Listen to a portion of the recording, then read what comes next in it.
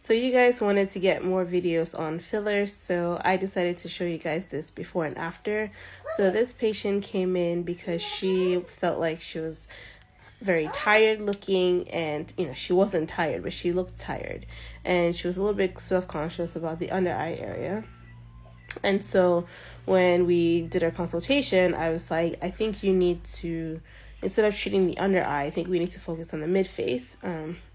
And so that's what we did. We did mid-face cheek fillers for her.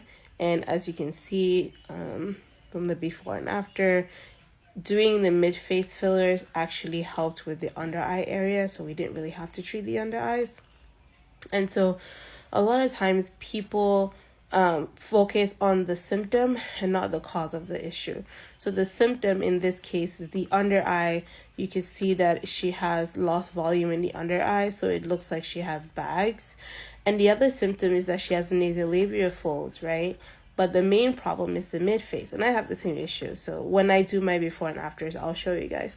So when you do the mid face and you treat the mid face and give volume to the mid face, it helps the under eye look nicer, better, and it also reduces the nasolabial folds as well.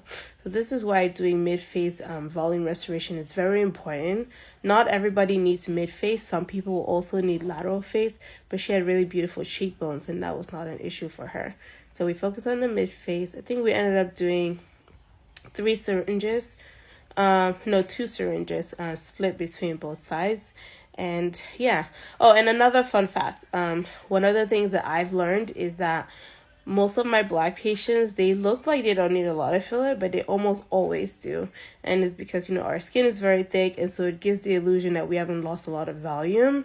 But in fact, we usually do lose quite a bit of volume. We don't lose bone density as fast as other people do. You still take your vitamin D, okay? But we tend to lose volume and a lot more, and it doesn't show. And so when you go now to restore the volume, you tend to use quite a bit more filler. Anyway, so let me know if you have any questions, and I will continue to do these videos on fillers. Bye.